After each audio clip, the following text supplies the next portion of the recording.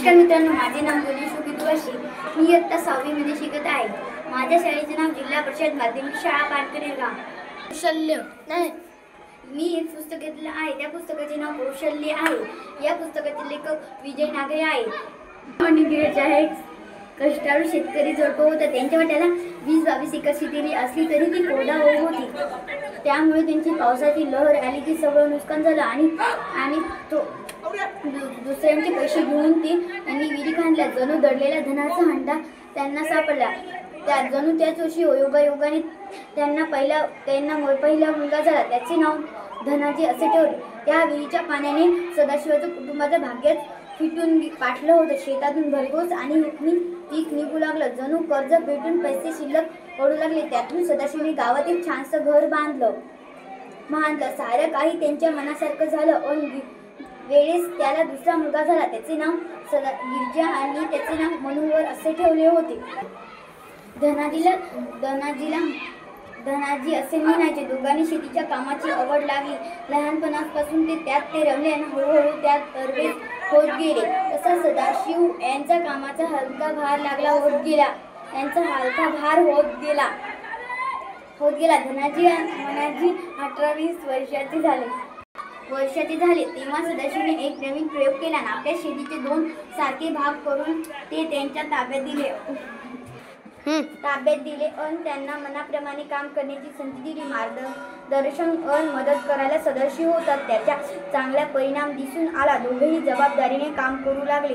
शेतीच्या आपल्या भागात चांगले उत्पादन व्हावे म्हणून धडपडू लागले. आणि राखीसाठी सोयीसाठी त्यांना शेतात 2 आठकोशीर झोपड्या बांधल्या आणि गरजेनुसार अधूनमधून ते मुक्कामालाही हेतू थांबू लागले. त्यांच्या एक प्रकारची स्पर्धा सुरू झाली, पण ती प्रेमाची होती. आवश्यकतेप्रमाणे दोघे एकमेकांना मदत करायचे.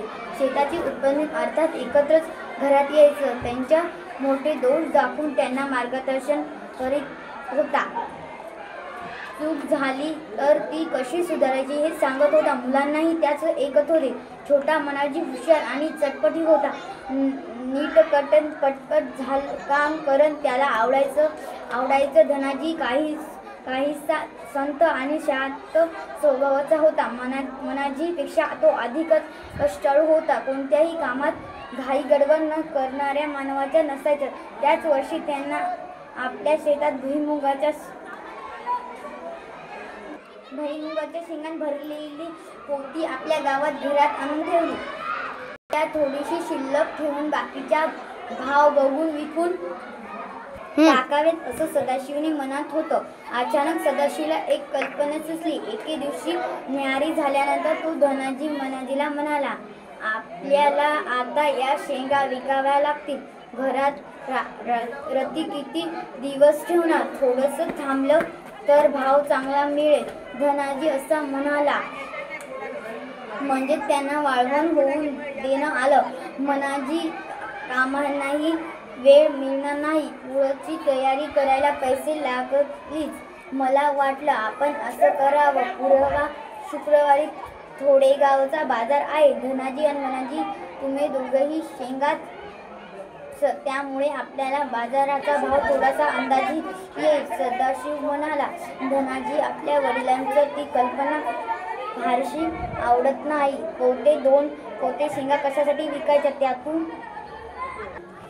असे किती पैसे मिळणार आहेत? तो म्हणाला, अरे त्या निमित्ताचे आपल्याला एक नवा अनुभव होतात. धन्यवाद.